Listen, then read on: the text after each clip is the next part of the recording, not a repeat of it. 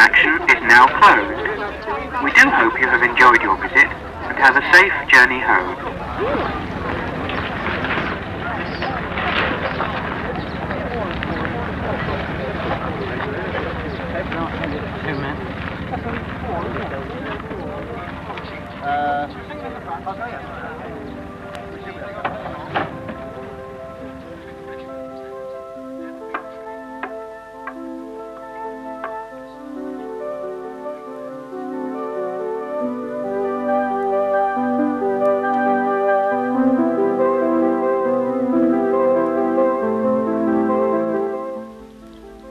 Waterperry House in Oxfordshire is best known as a horticultural college, locally famous for the quiet beauty of its gardens.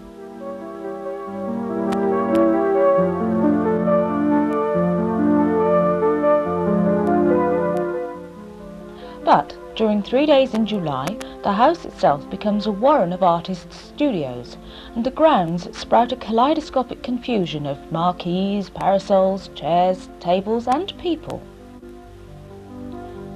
In this brief 3-day period, over 10,000 people come to look and to listen, to discuss and to participate in almost every craft you can imagine. I use rope work as tools. The most important one is called a fid, and that is purely for making holes in knots so that I can pass rope through the knots and tie knots onto, it gets a bit complicated at times. The basic knots that I use at the moment macrame knots, but on the stand you could see the pot hangers, which vary in size and length, and also I've got a hammock which I make. What I'm rather pleased about is the fact that a lot of people have never really seen netting done before. I just started doing a few knots on the netting, and the people just crowded around, and it's rather fascinating. Traffic 2, traffic 2, traffic 2, traffic 1, calling traffic 2. Come in, please, over. Yes, fine, Tom. I believe now that Stephen Thompson and Martin Late have been relieved of that particular activity. Over. Traffic 1 clear.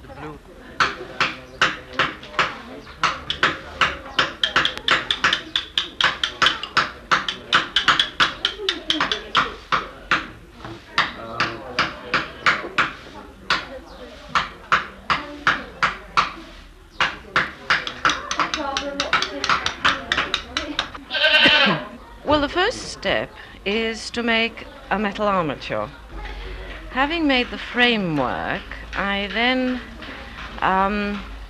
dip some fiberglass mat into plaster and wrap it round the steel frame, pad out in between with polystyrene and polyurethane, or in fact newspaper dipped in plaster, anything that makes the bulk, especially in the case of this goat, the belly of the goat, which is very large in proportion to its legs and head, and then build up in plaster on top of that.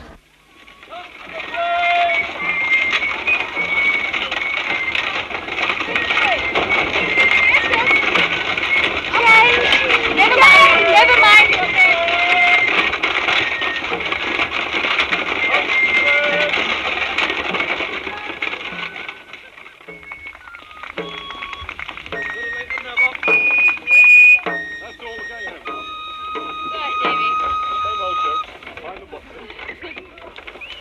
I, God, that all the world have wrought, heaven and earth, and all of naught.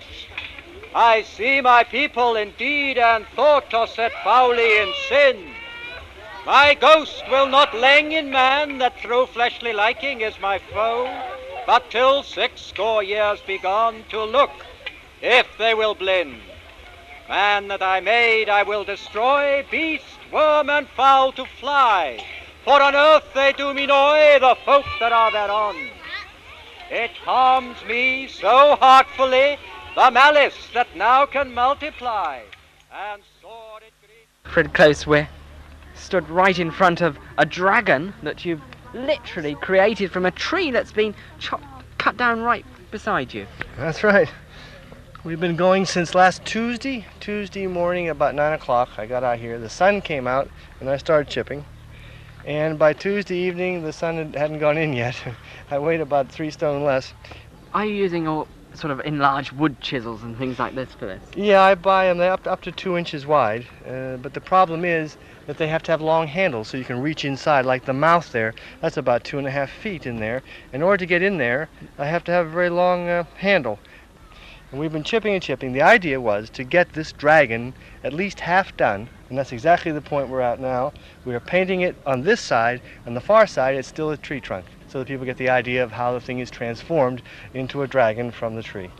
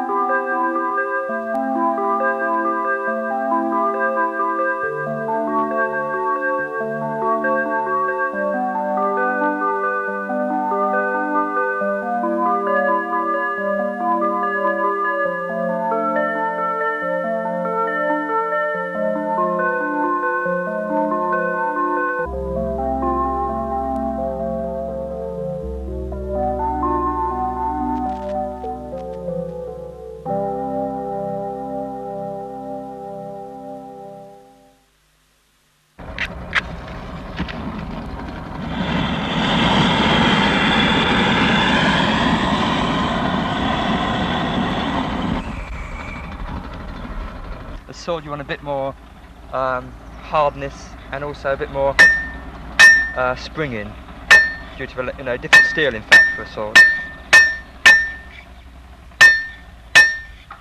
The thing you get with a forged blade is you're not removing metal, you're moving the metal into a different place. So you are in fact creating a better edge, you're compacting the steel on the edge. Alright, that's good. It's a bit like, trailing hot treacle onto ice cream. It's tremendous fun, sometimes rather delicious.